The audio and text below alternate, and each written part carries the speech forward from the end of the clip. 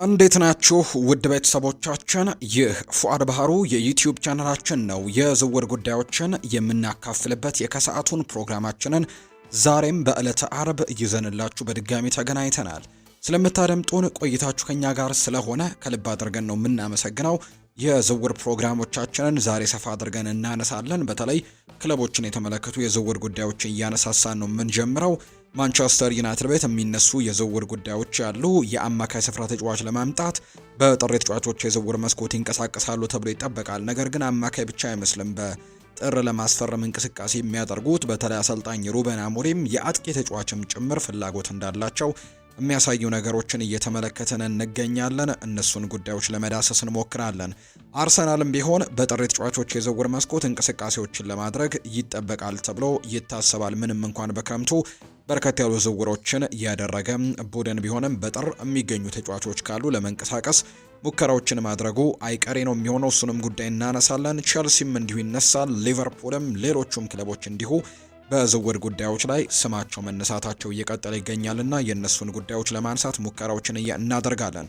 ውድ ቤተሰቦቻችን የእናንተን የውድ ቤተሰቦቻችንን ሀሳብ አስተያየት እንፈልጋለን።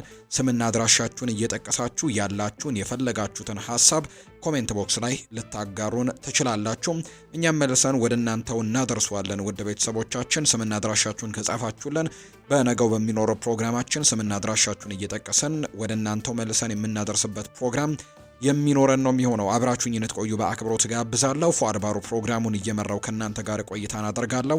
ከመሸጋገሪያ በኋላ ተመልሰን ስንመጣ በቀጥታ ወደ ዛሬው ርዕሰ ጉዳያችን ነው የምናመራው።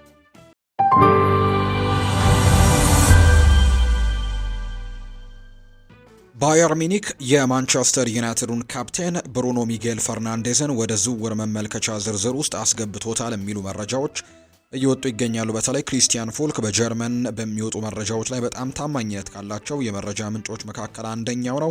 ክሪስቲያን ፎልክ ነው ይህንን መረጃም እንዲሁ ያጋራውና ባየር ሚኒክ ብሩኖ ሚጌል ፈርናንዴዝን ይፈልጋል የሚል አይነት ሀሳብ እንደሌለው ነው የተናገረው። ነገር ግን ውድቅ ተደርጎበታል የሚል ዘገባንም ጨምሮ አውጥቷል።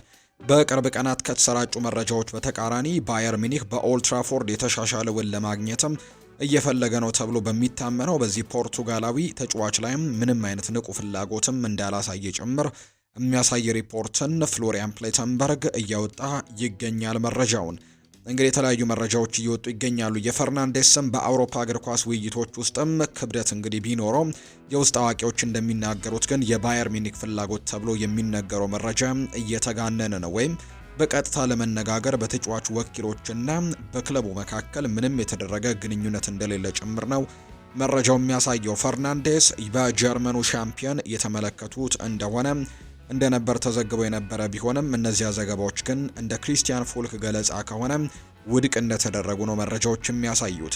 በባየር ሚኒክ አመራሮች ውስጥ ከፍተኛ ቦታ ያለው አንድ ግለሰብ ታሪኩን ውድቅ በማድረግም ግምቱ እውን እንዳልሆነ ጭምር ነው ለጋዜጠኞች የተናገረው።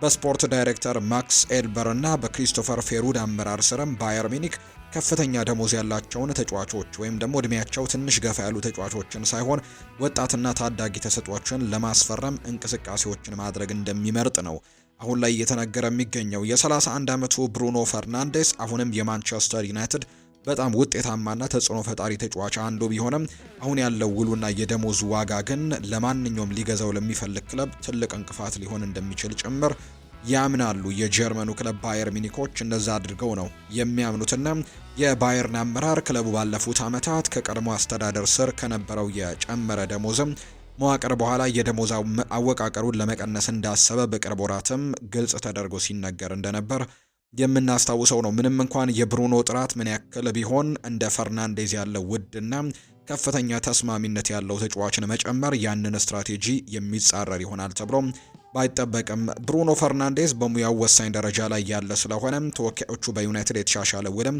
ለማግኘት እየጣሩ እንደሆነ ነው የሚታመነው። ከባየር ሚኒክ ጋር በማያያዝም የተጫዋቹ ወኪሎች በውል ማራዘም ወይም ደግሞ የደሞዝ ጭማሪ ላይ በሚደረጉ ውይይቶች የራሳቸውን ተጽዕኖ ማጠናከርም ይችላሉ። ይህ እንግዲህ ዘዴም በከፍተኛ ደረጃ እግር ኳሱን እያልተላመደ አይደለም። የዝውውር ግምቶች እንደ ድርድር መሳሪያ ሆነው ያገለግላሉ። እንዲሁም የባየር ሚኒክ የአሁኑ እንግዲህ የመሃል ሜዳ አማራጮች እነ ጀማል ሙሲያላ፣ ሊዮን ጎሬትስካ፣ አሌክዛንደር ፓቭሎቪችን ጨምሮ የፈጠራና የወጥነት ሚዛንን እንደሚያቀርቡ በትልቁ የሚታዩ ተጫዋቾች ናቸው። ባየር ሚኒክ እንግዲህ የአጥቂ አስተሳሰብ ያለው አማካይ ከማምጣት ይልቅ ወደሚቀጥለው የዝውውር መስኮት ሲያመራ በተከላካይ ማጠናከሪያዎችና በክንፍ አጥቂ አማራጮች ላይም ትኩረቱን እንደሚያደርግ ነው የሚጠበቀው። ክሪስቲያን ፎልክ በአሁኑ ወቅት ባየር ሚኒክ ለብሩኖ ፈርናንዴዝ ጥያቄ ማቅረብ ምንም አይነት እድል እንደሌለው ነው የሚናገረው። ፖርቱጋላዊው አማካይ በክረምቱ በሳዑዲ አረቢያ ክለቦች በከፍተኛ ሁኔታ ተፈልጎ የነበረ ቢሆንም በባለቤቱ ተጽዕኖ ምክንያት ግን በዩናይትድ ለመቆየት ውሳኔ አሳልፎ እንደነበር የምናስታውሰው ጉዳይ ነው። የቶትንሃም ደጋፊዎች ባለፉት 2 ሳምንታት የዚህ የውድድር ዓመት መጀመሪያ ላይ ከነበሩት ብሩህ ተስፋዎች አንዱ የሆነው ፓፔ ማታሳር የቡድኑ አቋም እየወረደ በነበረበት ጊዜ ከቋሚ 11 ተሰላፊዎች እንዴት ሊወጣ ቻለ ብለው ሲጠይቁ ቆይተዋል። በቻምፒየንስ ሊግ ከሞናኮ ጋር በተደረገውና ስፐርስ በአብዛኛው እንግዲህ በኳሱን ባዳነለት በጉሌርሞ ቪካሪዮ ባሳየው እንከን የለሽ ብቃት ብቻ ጨዋታው ላይ ጎል ሳይቆጠርበት 0-0 ባናቸው ውጤት እንዲያጠናቀቅ ሆኗል። አሰልጣኝ ቶማስ ፍራንክ የሴኔጋላዊው ዓለም አቀፍ ተጫዋች ሁኔታንም ጫና ፈጥሮባቸው እንደነበር ነው የሚነገረው። ፓፔ ማታሳር በዚህ የውድድር ዓመት መጀመሪያ ላይ በቡድን ውስጥ ቋሚ ተሰላፊ የነበረ ቢሆንም በመጨረሻዎቹ ጥቂት ጨዋታዎች ላይ ግን ቶማስ ፍራንክ ሌሎች አማካዮችን እየመረጠ ይገኛል። ፓፔ ማታሳር አስደናቂ ብቃት ያሳየ በመሆኑና እሱ በቡድን ውስጥም ሲኖር የአማካይ ክፍሉን ይበልጥ እንግዲህ የማጥቃት አማራጮቹን ከፍ አድርጎ የሚያሳይ አይነት ተጫዋች ሆኖ በመታየቱም ይህም ደግሞ በጣም አስገራሚ አድርጎታል። በዚህ ሳምንት መጨረሻ ከኤቨርተን ጋር በነበራቸው ጨዋታ ቶማስ ፍራንክ አማካዩን እንዴት እንግዲህ ቀይረው እንዳስገቡት የሚታወስ ነው። በዛ ጨዋታ ላይ ተቀይሮ ገብቶም ጎል ማስቆጠሩን እናስታውሳለን። ምንም ችግር የለበትም። በመጀመሪያዎቹ 6 ጨዋታዎች ለኛ በጣም ጥሩ ተጫዋች ነበር። ከዚያ ደግሞ ቀድሞም ጥንቃቄ ለማድረግ አሳረፈ ነው ነበር። አሁን ግን የፉክክሩ ሁኔታና ሌሎች ተጫዋቾች ጥሩ ብቃት ማሳየታቸው ነው ከቋሚ 11 ውጭ ያደረገው። እሱ ግን በእኔ ላይ ትልቅ ስሜትን አሳድሯል ብሏል። በአሰልጣኙ ላይ ጥሩ ስሜት ያሳደረና ለቡድኑ ወጥነት ያለው ብቃት ያሳየ ተጫዋች ተጨማሪ ደቂቃዎችን ማግኘት አለመቻሉ አስገራሚ አድርጎታል። ቶማስ ፍራንክ ስለ ፓፔ ማታሳር ያለው አስተያየት ሙሉ በሙሉ ሐቀኛ አይደለም፣ ወይም ደግሞ አማካዩ ተጨማሪ የመሰለፍ ደቂቃዎችን ለማግኘት መቸገሩ ትልቅ ድንጋጤም ስለሆነ ሌላ ምክንያት ሊኖር እንደሚችል ነው በርካቶች የሚገምቱት። ፓፔ ማታሳር በመጀመሪያ በጥንቃቄ እንዳሳረፉትና ከዚያ ደግሞ ሌሎች ጥሩ ብቃት ስላሳዩ ከቡድኑ ውጭ እንደቀረ የሚለው የቶማስ ፍራንክ ማብራሪያ የ23 ዓመቱ ተጫዋች ቡድኑ በተሻለ አቋም ላይ በነበረበት ወቅት በጣም ጥሩ ተጫዋች እንደነበረ ከራሱ እውቅና ጋር የሚስማማ አይደለም። ከሞናኮ ጋር የተደረገው አቻ ውጤትም በምርጫው ላይ ትኩረትም ይበልጣ እንግዲህ እንዲደረግ አድርጎታል። የቪካሪዮ ጀግንነት እንግዲህ ሲታይ ሳር ለማስተካከል የሚረዳቸው በጣም ብዙ ችግሮች ነበሩት። በጨዋታው ላይም የፓፔ ማታሳር እንቅስቃሴም ያስፈልግ እንደነበር ጭምር ነው በርካቶች ሀሳቦቻቸውን የሰጡትና የቶማስ ፍራንክ እንግዲህ ምንም ችግር የለበትም የሚለው ነገር ግን ግምቶችን ለማረጋጋት የታሰበ ቢሆንም በምትኩ ግን የቶትናም የቅርብ ጊዜ ተሰላፊ ምርጫዎች በአሰልጣኝ ውሳኔ እንጂ የጉዳት ሁኔታ ላይ እንዳልሆነ ያሳያል ይላል። የፓፔ ማታሳር አለመሰለፍ ከአሰልጣኙ ጋር የሆነ ነገር ተፈጥሮ ይሆን የሚሉ ግምቶችን ከፍ እንዲያደርግ አድርጓል የሚል ዘገባ ነው የመጣው። ሊቨርፑል ከሞሐመድ ሳላ በኋላ ላለው ጊዜ የእቅድ ዝግጅቶችን እያደረገ ሲሆን የግዢ ውይይቶች አሁን በሁለት የፕሪሚየር ሊግ አጥቂዎች ላይ ትኩረታቸውን አድርገዋል። እንደ ፉትቦል ኢንሳይደር ዘገባ ከሆነ ሊቨርፑል ሳላ በአንፊልድ የራሱ ያደረገውን የቀኝ ክንፍ ቦታን ለማደስ ከወሰኑ ትኩረታቸው ወደ አንቶኒ ጎርደን የኒውካስል ዩናይትዱ ተጫዋች አሊያ ደግሞ ወደ ቦርንመዝ አንቷን ሴሜኒዮ ያዞራሉ ተብሎ ነው የሚጠበቀው። ሊቨርፑል ሌላ ከፍተኛ ገንዘብ የሚያስወጣ አጥቂ ለማስፈረም ሲያቅዱ አንቶኒ ጎርደን እና ሴሜኒዮ በጥብቅ እየተከታተሉ ነው። ሁለቱም አንቶኒ ጎርደን እና ሴሜኒዮ በፕሪሚየር ሊጉ አስደናቂ ብቃትን ያሳዩ ሲሆን የአርኔ ስሎት ቡድን በእነዚህ ሁለት ተጫዋቾች ላይም ከዚህ ቀደም ፍላጎት የማሳየት ታሪክ እንዳለው ይነገራል። ምንም እንኳን የሞሐመድ ሳላ የወደፊት እጣ ፈንታ በአሁኑ ጊዜ በክለብ ውስጥ ምንም አይነት ነገር ባያንጸባርቅም ወይም ደግሞ ባይታወቅም እጣ ፈንታው እስካሁን ድረስ በክለብ ውስጥ ባይቀርብም የግብፁ አጥቂ ግን 33 ዓመቱ ላይ በመድረሱ ሊቨርፑሎች ያለሱ ህይወትን ማሰብ መጀመር ይኖርባቸዋል። ጎርደን በሚታወቀው በፍጥነቱና ሌሎችን ወደ ጨዋታ የማስገባት ችሎታው ሲሆን ሴሜኒዮ ደግሞ ልክ እንደ ሳላ ግቦችን የማስቆጠር ችሎታ ያለው ተጫዋች ነው። ሳላ እስከ 2027 የሚዘልቅ ውል በመፈረሙ አፋጣኝ የመልቀቅ ወሬዎች እንግዲህ አሁን ላይ ቀዝቀዝ ቢሉም የረጅም ጊዜ ተተኪ እቅድ ግን አላስቀረም። የሊቨርፑል የግዢ ክፍልም በተለምዶ ከብዙ የዝውውር መስኮቶች ቀደም ብሎ የሚሰራ ሲሆን ኳሶችን የመፍጠር ግቦችን የማስቆጠር ሸክምንም መሸከም የሚችሉ በፕሪሚየር ሊግ የተረጋገጡ ተጫዋቾችን መለየት ከዚህ ሞዴል ጋርም ይስማማል ተብሎ ነው የሚታሰበው። አንቶኒ ጎርደን ባለው እድሜና የኮንትራት ሁኔታ ለኤዲሃው ኒውካስል ዩናይትድ እቅድ ወሳኝ በመሆኑ የኒውካስል ዋጋ ግምትም ከፍተኛ ይሆናል። ቦርንመዝ በበኩሉ ሴሜኒዮን ለመሸጥ የሚያነሳሳ ምክንያት የለውም። ነገር ግን እንደ ዘገባው ከሆነ ደግሞ ሊቨርፑል ከሳላ በኋላ ያለውን ዘመን ሲቃኝ ሁለቱም ተጫዋቾች በቅርበት እየተከታተለ እንደሆነ መረጃዎቹ ያሳያሉ። የሳላህ አዲስ ውል አሁንም ሊቨርፑል ምንም አይነት እንቅስቃሴ እንዲወስን የሚያስገድድ ነገር የለም። ነገር ግን የክለቡ ተተኪ እቅድም በግልጽ ንቁ ነው። ዝውውር በቅርብ ጊዜ ውስጥ ወይም ደግሞ ወደፊት ባለው የዝውውር መስኮት እውን መሆኑ የሚወሰነው በዋጋ ግምቶችና በቡድን ፍላጎቶች ላይ ይሆናል ተብሎ እንደሚጠበቅ ነው መረጃዎች ጭምር እየወጡ የሚገኙት። ሊቨርፑል የክሪስታል ፓላሱን ተከላካይ ማርክ ጎሂን ለማስፈረም ከሚደረገው ጥረት ጋር በተያያዘ ስሙ መነሳቱ ቀጥሏል። በክረምቱ የዝውውር መስኮት የ25 ዓመቱ ተጫዋች የእንግሊዝ ብሔራዊ ቡድን ተጫዋችን ሊያስፈርም ተቃርቦ የነበረ ቢሆንም በመጨረሻ ግን ዝውውሩ ተቋርጧል። አሁን ግን በጥር ወር ማርክ ጎሂን ሊመልሱ እንደሚችሉ ይታሰባል። እንደ ቀድሞ የፕሪሚየር ሊግ ስካውት ሚኪ ብራውን ዘገባ ከሆነ ሊቨርፑል በቀጣዮቹ ሳምንታት ዝውውሩን ለማጠናቀቅም ይበልጥ ቁርጠኛ ይሆናል። በአስቸኳይ የተከላካይ ማጠናከሪያዎችም እንዲሁ ያስፈልጋቸዋል። እናም ጉሂ ለነሱ እጅግ በጣም ጥሩ ተጨማሪ ይሆናል ተብሎ ነው የሚታሰበው። ሚኪ ብራውን ለፉትቦል ኢንሳይደር እንደተናገረው ሁልጊዜም ቢሆን ሊቨርፑል በጥር ወር ዝውውሩን ሊያጠናቀቅ ይችላል የሚል ስሜት ይሰማኝ ነበር፣ አሁን ደግሞ እርግጠኛ ባይሆንም እንኳን ሲልም ጭምር ተናግሯል። በአሁኑ ሰዓት ካሉት አማራጮች ሁሉ እሱ በብዙ እጥፍም ምርጡ ነው። እናም 35 ሚሊዮን ፓውንድ ወይም ደግሞ ከዚያ ባነሰ ዋጋ ይገኛል። ይህም ደግሞ ለዚያ ጥራት ላለው ተከላካይ ረካሽ ዋጋ ነው። በቅርቡ በመከላከል ላይ ያጋጠሟቸው ችግሮችን ስትመለከቱ ያንን ስምምነት በተቻለ ፍጥነት ለማጠናቀቅም ይበልጥ ቁርጠኛ ይሆናሉ ብዬ እጠብቃለሁ። እሱ በእርግጠኝነት በአሁኑ ሰዓት በፕሪሚየር ሊግ ውስጥ ካሉት ምርጥ የመሃል ተከላካዮች አንደኛው ነው። እናም አስተን ቪላን ደግሞ እናም ሊቨርፑልን ከኋላ እንዲጠናከርም ሊረዳው ይችላል። በመከላከል ላይም አንዳንድ ጊዜ ተጋላጭ መስለው ታይተዋል። እናም ትልልቅ ዋንጫዎችን ማሸነፍ ከፈለጉ በኋላ መሻሻል ይኖርባቸዋል። ይህ በእንዲህ እንዳለ እንደ ባየር ሚኒክና ሪያል ማድሪድ ያሉ ክለቦችም ከተጫዋቹ ጋር ስማቸው ተያይዟል። የት እንደሚደርስ ማየቱ አስደሳች ያደርገዋል። ማርክ ጉሂም በዓለም ላይ ላሉ ምርጥ ክለቦችም የመጫወት ብቃት ያለው ሲሆን ለአብዛኞቹ ቡድኖችም ጥቅም ሊሆን ይችላል ተብሎ ነው የሚታሰበው። በተመሳሳይ ሊቨርፑል የውድድር ዓመቱ መጨረሻ ላይ ኢብራሂማ ኮናቴን በነፃ ዝውውር ሊያጣ ይችላል። እናም እሱን መተካትም የግድ ነው። የክሪስታል ፓላሱ ተከላካይን ማስፈረም ለነሱ ተስማሚ ይሆናል ተብሎ ነው የሚጠበቀው። እሱ ደግሞ የፈረንሳዊው ተከላካይም ምትክ ተደርጎ ነው የሚታየው። በክረምቱ የዝውውር መስኮት ተከላካዩ ክለቡን እንዲቀላቀል ማሳመን ችለው የነበረ ሲሆን አሁን በጥር ወር እንዲቀላቀል ማሳመን ይችሉ እንደሆነ የሚታይ ጉዳይ ነው። ከክሪስታል ፓላስ ጋርም ስምምነት መድረስ ይኖርባቸዋል። ሆኖም ግን በዚህ ጊዜም ክሪስታል ፓላሶች እሱን ለመሸጥ የበለጠ ጫና ውስጥ ይሆናሉ። በክረምቱ ወቅትም ጥራቱ ላይ ያለው ተጫዋችን በነፃ ዝውውር እንዲቀላቀላቸው ደግሞ ማድረግም እንግዲህ ትልቅ ይሆናል። ነገር ግን ይህንን ተጫዋች ደግሞ ወይም ኢብራሂማ ኮናቴን መልቀቃቸው ደግሞ እንግዲህ የሚታሰብ ጉዳይ ነው ሊቨርፑሎች ተብሎ ነው የሚጠበቀው። ሌላኛው የማንቸስተር ዩናይትድ አሰልጣኝ ሩበን አሞሪም የሃሪ ማጓየር የውል ሁኔታ እንደማያሳስባቸው ነው መረጃዎች እየወጡ የሚገኙት ገልጸዋልም ተብሏል። ትኩረታቸው በሚመጡ ጨዋታዎች ላይ መሆኑንም ነው የተናገሩት። ተከላካዩ በውድድር ዓመቱ መጨረሻ ኮንትራቱ የሚጠናቀቅ ሲሆን ማንቸስተር ዩናይትድ የወደፊት እጣ ፈንታው ላይ ገና ተጨባጭ ውሳኔን አላሳወቀም። በቅርብ ወራት ከሳዑዲ አረቢያ ክለቦች ጋር ስሙ የተያዘ ሲሆን ማንቸስተር ዩናይትድ እንዲሄድ ይፈቅዱለት እንደሆነ የሚታይ ነው የሚሆነው። ሩበን አሞሪም ለስካይ ስፖርት ሲናገሩም በሃሪ ማጓየር በጣም ደስተኛ ነን፣ ስለዚህ እንደገና የምንነጋገርበት ጊዜ አይደለም፣ ይህ በጣም ሩቅ ስለማስብ ሀሳብ ይሰጣለም ሲልም ጭምር ነው የተናገረው። ሃሪ ማጓየር በጣም ደስተኛ ነን በሱ፣ ለእኛ ደግሞ በጣም አስፈላጊ ነው፣ ነገር ግን በሚቀጥለው ጨዋታ ላይ ማተኮር ነው የሚኖርብን።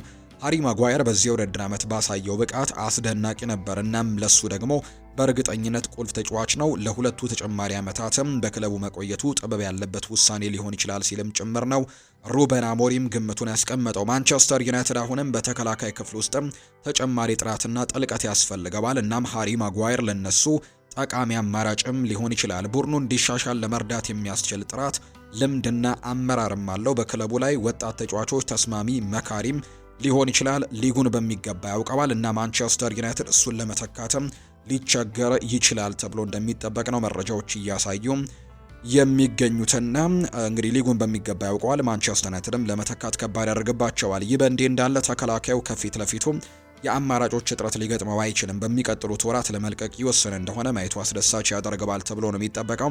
ማንቸስተር ዩናይትድ መልሶ ቡድኑን ለመገንባትም እንግዲህ የተለያዩ ተጫዋቾችን ለመልቀቅ እንቅስቃሴ ያደርጋል ተብሎ እንደሚጠበቅ መረጃዎች እየወጡ ይገኛሉ። ማጓየር ዋንጫዎችን መታገል ወደሚችልበት ትልቅ ክለብ የመቀላቀል እድል ካገኘ ሊፈተን ይችላል።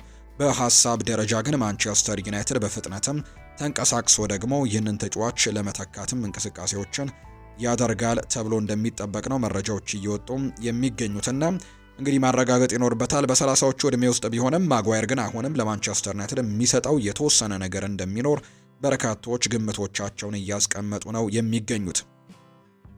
የአርሰናሉ አጥቂ ጋብርኤል ሄሱስ በሰሜን ለንደኑ ክለብ ውስጥ ኮንትራቱ እስከሚያበቃበት ጊዜ ድረስም ለመቆየት እንዳቀደ ተነግሯል።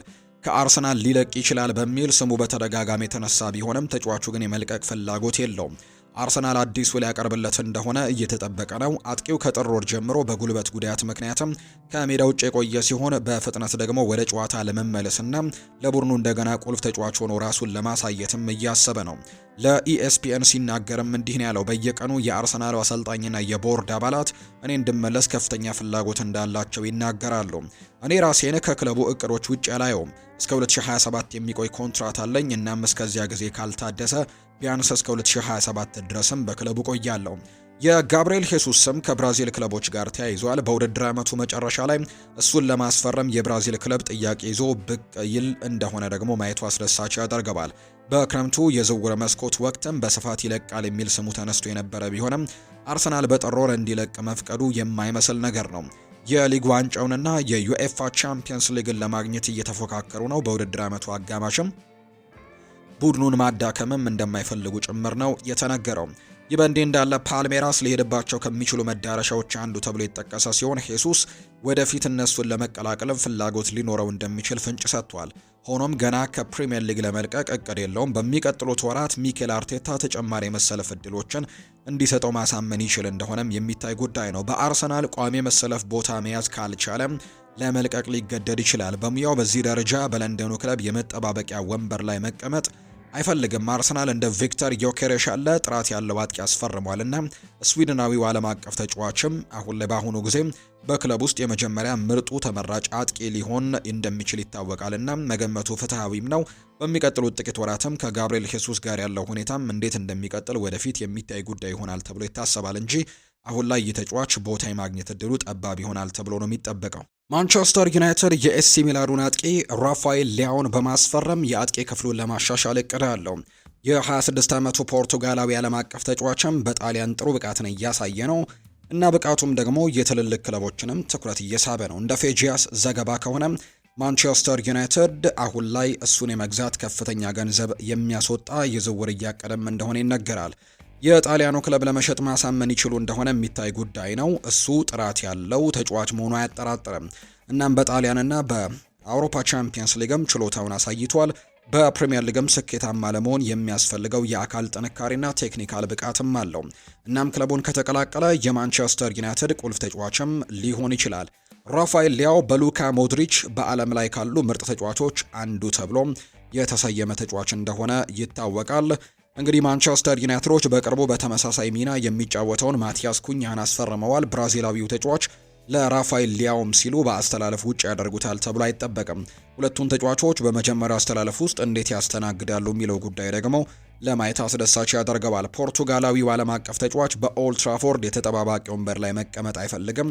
የተረጋገጠ ቋሚ መሰለፍ ቦታን ይፈልጋል። እናም ማንቸስተር ዩናይትድ ዝውውሩን እውን ከሆነ እሱን እንዴት ለመጠቀም እንዳሰቡ ግልጽ እቅድ ማቅረብ ይኖርባቸዋል። በተጨማሪም የጨዋታ ጊዜ ዋስትና የሚያስፈልገዋል። ሁኔታውን እንዴት እንደሚቀጥልም ደግሞ የሚታይ ጉዳይ ነው። የክንፍ ተጫዋቾችን ማስፈረም ለማንቸስተር ዩናይትድ በጣም አስገራሚ ሊሆን ይችላል። ይልቁንም ቤንጃሚን ሼስኮን መወዳደር የሚችልና ከሱ ጋር ከፍ ያለ ፉክክርን ማድረግ የሚችሉ ተጫዋቾችን የጎል ማስቆጠር ሸክምንም ከሱ ላይ የሚካፈል ሌላ አጥቂ ማምጣት መፈለግ ሳይኖርባቸው አይቀርም። ማንቸስተር ዩናይትድ ቡድኑን ለማሻሻልና ለዋና ዋንጫዎች ለመታገልም እየፈለገ ነው። በሚቀጥሉት ጥቂት ወራትም ትክክለኛ ተጫዋቾችን ማምጣት ይችሉ እንደሆነ ማየቱ አስደሳች ያደርገዋል። ይህ በእንዲህ እንዳለም ወደ ፕሪሚየር ሊግ የመዘዋወር እድልም ለፖርቱጋላዊው ዓለም አቀፍ ተጫዋችም አስደሳች ሊሆን ይችላል። በሙያው ውስጥም ከፍ ያለ እርምጃ ሊሆን እንደሚችል ጭምር ነው በርካቶችም ግምቶቻቸውን እየሰጡ የሚገኙት። ቸልሲና ቶትንሃም ሆትስፐርስ የኤዜድ አልካማሩን አማካይ ኬስ ስሚትን ለማስፈረም ፍላጎት ያላቸው ክለቦች ናቸው። እንደ ቲቢአር ዘገባ ከሆነ የ19 ዓመቱ የጨዋታ እንግዲህ ተቆጣጣሪ ወይም ደግሞ ኳሶችን በተለይ ክሪኤቲቭ በመሆንም በርካቶች ያውቁታል።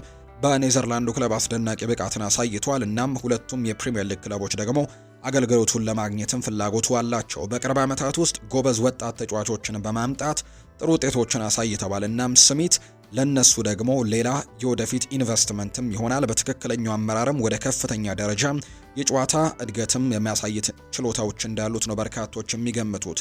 ሪፖርቱ ስሚት በበርካታ የአውሮፓ ክለቦች መካከል መነቃቃትን እየፈጠረ መሆኑንም ነው የሚዘግበው።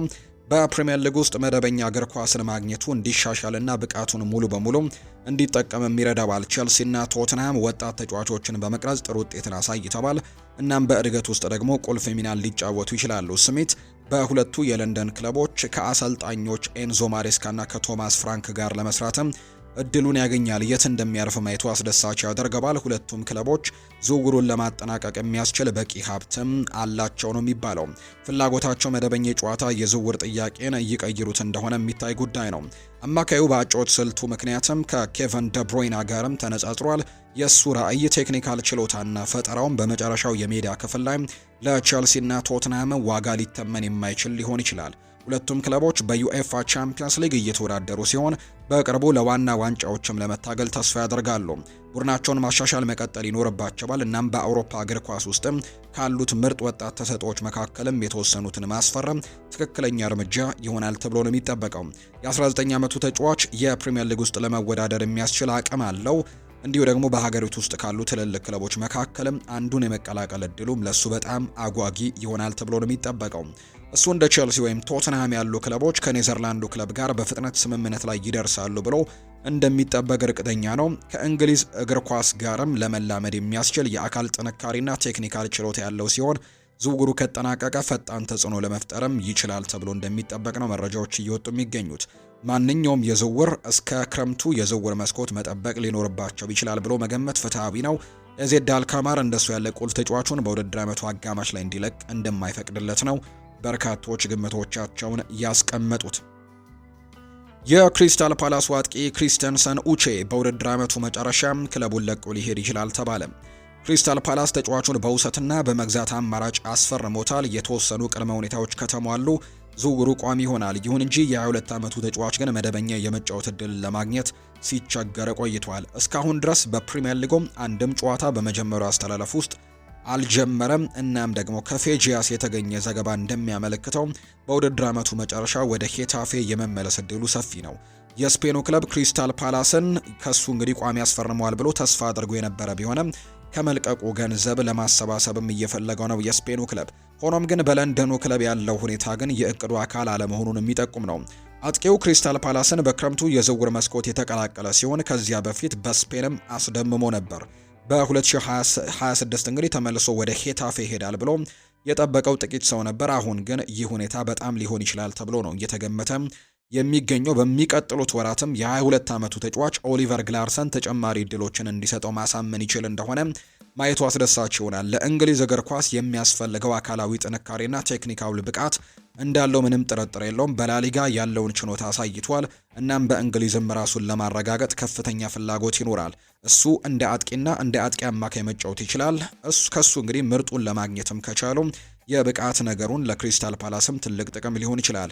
ተጫዋቹ በጣም ወጣት ነው። እናም በአሰልጣኝነትና በልምድ ደግሞ ብዙ መሻሻል ይችላል። ለክለቡ ጠቃሚ ንብረትም ሆኖ ሊያድግ እንደሚችል ነው በርካቶች ግምቶቹን እየሰጡ የሚገኙትና ይህ ተጫዋች ምናልባት እንግዲህ የሚያሳየው አቋም ታይቶ በክለቡም ሊቆይ የሚችልበት እድል ይኖራል ተብሎ ነው የሚጠበቀው። በፖርቱጋሉ የህትመት ውጤት የሆነው ሪኮርድ በስፖርት ዊትነስ በኩል ባቀረበው ዘገባ መሰረት ማንቸስተር ዩናይትድ በጥር ተጫዋቾች የዝውውር መስኮት የስፖርቲንግ ሊዝበኑን አማካይ ሞርተን ሆይልማንድን ለማስፈረም ፍላጎት እንዳለው ነው የተነገረው። የ26 ዓመቱ የዴንማርክ ብሔራዊ ቡድን ተጫዋች ለፖርቱጋላዊው ክለብም ጥሩ አፈጻጸምን ያሳየ ሲሆን ለሁሉም ክለቦች ምርጥ ተጨማሪ ሊሆን እንደሚችል በርካቶች ይገምታሉ። ማንቸስተር ዩናይትድ በመሃል ሜዳው ላይ ተጨማሪ ጥራትና ጥልቀት ያስፈልገዋል። በቡድን ውስጥም ተጨማሪ አካላዊ ጥንካሬና የተከላካይ ሽፋንን የሚሰጡ ተጫዋቾችም ያስፈልጉታል። የዴንማርክ ብሔራዊ ቡድን ተጫዋችም ወደ ክለቡ ማምጣት ይችሉ እንደሆነ የሚታይ ጉዳይ ነው። ስፖርቲንግ ሊዝበን እንደሱ ያለ ቁልፍ ተጫዋች በውድድር ዓመቱ አጋማሽ ላይ ሊያጣ እንግዲህ ላይፈልግ ይችላል። በኮንትራት ውስጥም 80 ሚሊዮን ዩሮ የመልቀቂያ አንቀጽ ያለው ሲሆን ማንቸስተር ዩናይትድ ጥያቄ ካቀረበ ከፍተኛ ክፍያም ሊጠይቁ ይችላሉ። የማንቸስተር ዩናይትድ አሰልጣኝ ሩበን አሞሪም በፖርቱጋሉ ክለብም አብረው ከነበሩበት ጊዜ ከአማካዩ ጋር ሰርቷል እና ማንቸስተር ዩናይትድ እሱን ለማሳመን ችግር አይገጥመውም። ይሁን እንጂ ከክለቡ ጋር ምክንያታዊ ስምምነት ላይ መድረስም አስቸጋሪ ሊሆን ይችላል። ይህ በእንዲህ እንዳለ አማካዩ ሩበን አሞሪም መጫወት የሚወድበትን መንገድ ያውቃል። እናም ወደ ማንቸስተር ዩናይትድ ከተዘዋወረ በፍጥነት መላመድና በኦልድ ትራፎርድ ላይም ፈጣን ተጽዕኖ መፍጠርም ይኖርበታል። ሩበን አሞሪም ከዚህ ቀደም እሱ ድንቅ ተጫዋች በማለትም አድንቆት እንደነበር የምናስታውሰው ነው። በሙያው በዚህ ደረጃ የፕሪሚየር ሊግ ክለብን የመቀላቀል እድል ለሱ በጣም አስደሳች ይሆናል። በብቃቱ ከፍተኛ ደረጃ ላይ የሚገኝ ሲሆን በከፍተኛ ደረጃ ለመወዳደርም ይፈልጋል። በእንግሊዝ ውስጥም መደበኛ እግር ኳስን የበለጠ እንዲሻሻልም ሊረዳው ይችላል። ዝውውሩ እውን ከሆነ ከማንቸስተር ዩናይትድ ጋርም ለዋና ዋንጫዎችም ለመጫወት ይፈልጋል ተብሎ ነው የሚታሰበው። በተመሳሳይ ጊዜ ማንቸስተር ሲቲም በመሃል ሜዳ ላይ አካላዊ ጥንካሬና የመከላከል ሽፋንን ሊፈልግ ይችላል። ለሮድሪ ደግሞ ጥራት ያለው አማራጭ ያስፈልጋቸዋል። እናም የ26 ዓመቱ ሞርተን ሆይልማንድ የማንቸስተር ሲቲም አማራጭ ሊሆን እንደሚችል ጭምር ነው ግምቶች እየወጡ የሚገኙት። ዌስትሃም ዩናይትድ በዚህ የውድድር ዓመት ቀደም ብሎ በፕሪሚየር ሊጉ በሊድስ ዩናይትድ 2-1 በሆነ ውጤት መሸነፉን እናስታውሳለን። አሰልጣኝ ኑኖ ኤስፕሬንቶ ሳንቶስ እስካሁን ድረስ ከተጫዋቾቻቸው ምርጡን ማግኘት አልቻሉም። እናም የመረጣቸው ተጫዋቾችም ጥያቄ እየተነሳባቸው ነው።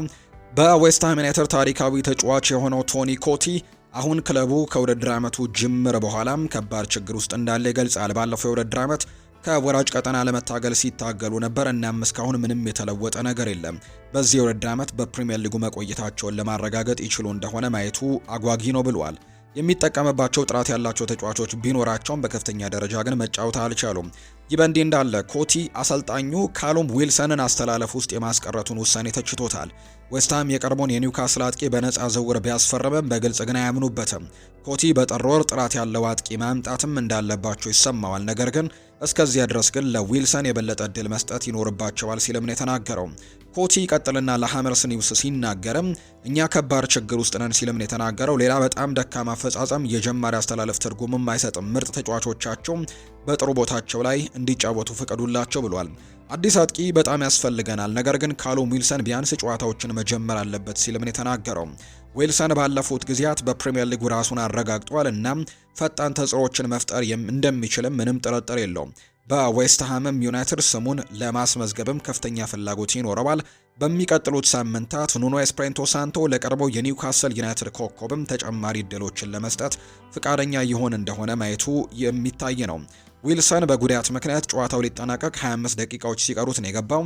ሆኖም ግን ብቃቶቹን ማሳየት እንዲችል ተጨማሪ የመጫወቻ ጊዜያቶች እንዲሰጡትም ጥያቄ አቅርበዋል ኮቲ። የአስተን ቪላው ተከላካይ ኤዝሬል ኮንሳ ተፈላጊነቱ እየጨመረ ሲሆን የፕሪሚየር ሊጉ ትልልቅ ክለቦችም ይህንን አስተውለዋል። ቲቢአር ፉትቦል እንደዘገበው ከሆነ ማንቸስተር ሲቲ እና ቶትንሃም በአሰልጣኝ ኡናይ ኤመሪ ስር ኤዝሬል ኮንሳ ካሳየው የላቀ ብቃት በኋላ ተጫዋቹን ከሚከታተሉ ክለቦች መካከል ዋነኞቹ ናቸው። ኮንሳ በአቋም ብልህነትና በመሬት ላይ ደግሞ ፈጣን በመሆን ችሎታው ለቪላ በቋሚነትም ጥራቱን እያሳየ የሚገኝ ተጫዋች ነው። ይህ እንግዲህ ጥምር ብቃትን የያዘው ኤዝሬል ኮንሳ በኤምሪ የመከላከል ስትራክቸር ውስጥም ዋና ምሰሶ እንዲሆን አስችሎታል። ይህም ቪላዎች የታመቀ የመሃል ሜዳ ቁጥጥርን ቢያደርግም ተጋጣሚው ከፍ ብሎ ቢጫወትም በትክክል የሚከላከል ተጫዋች ነው። አሰልጣኝ ፔፕ ጓርዲዮላ በማንቸስተር ሲቲ ሁለገብ ተከላካዮችን መውደዳቸው ይታወቃል። እናም ኮንሳ ይህንን መገለጫ በትክክል ይስማማል። በአራት ተከላካዮች መስመርም የመሃል ተከላካይ ሆኖ መጫወት ይችላል። እንዲሁም በሶስት ተከላካዮችም በመስመር በኩል መጫወት የሚችል አይነት ተጫዋች ነው። ማንቸስተር ሲቲ ኮንሳን ለማስፈረም ከባድ ውድድር ይጠብቃቸዋል። ሲቲ በበርካታ የዋንጫ ውድድሮች ጫና ውስጥ የነበረባቸውን የመከላከል ክፍልም ለማደስ ሲያስቡ በፕሪሚየር ሊግ ውስጥ ጠንካራ ልምድ ያለውንና የሀገር ውስጥ ተጫዋቾች ላይም ማነጣጠር ምክንያታዊ ነው። ስፐርሶች ደግሞ ለ2026 የውድድር ዓመት የመከላከል መስመራቸውን ለማጠናከርም ሲሉ ማዕከላዊ ተከላካይ አማራጮችን እየፈለጉ ነው። ፍላጎቱ በዚህ ብቻ አያቆምም። ቸልሲ፣ ሊቨርፑል እና ማንቸስተር ዩናይትድ ባለፈው ዓመት ኮንሳን ተከታትለዋል። በአሁኑ ሰዓት ኤዝሬል ኮንሳ ትኩረቱን በቪላ በጥሩ ሁኔታ በመጫወትና ለሚቀጥለው ዓመትም በዓለም ዋንጫ በእንግሊዝ ብሔራዊ ቡድን ውስጥም ቦታውን ለማረጋገጥም እዛ ላይ እንደሚያተኩር ነው መረጃዎች በትልቁ እየተነገሩ የሚገኙት። ውድና የተከበራችሁ ቤተሰቦቻችን ፉአድ ባህሩ የዩቲዩብ ቻናል ላይ ነው የምትገኙት። ይህንን ቻናላችንን ሰብስክራይብ ሳታደርጉ ያልተቀላቀላችሁ ቤተሰቦቻችን ሰብስክራይብ እያደረጋችሁ የቤተሰባችን አባል እንድትሆኑ እንጋብዛችኋለን። በየቀኑ በተለይ እንግዲህ ቀን ላይ የምናቀርባቸውን የዝውውር ጉዳዮችን ወደ እናንተ እናደርሳለንና እነዛን ፕሮግራሞች በቀላሉ እንድታገኙ ቻናላችንን ሰብስክራይብ እንድታደርጉ በአክብሮት ጋብዛችኋለሁ። ኮሜንት ቦክሱ ክፍት ነው። የፈለጋችሁትን ሀሳብ ለእኛ ልታጋሩን ትችላላችሁ። ስምና አድራሻችሁን ከጠቀሳችሁ ደግሞ እኛ በፕሮግራማችን መጨረሻ ላይ የእናንተን ስምና አድራሻዎች እያነሳን በድጋሚ ወደ እናንተ የምናደርስ ይሆናል። አብራችሁኝ ስላላችሁ ከልብ አድርጌ አመሰግናለሁ። መልካም ቀን እንዲሆንላችሁ ነው በአክብሮት የምመኘው።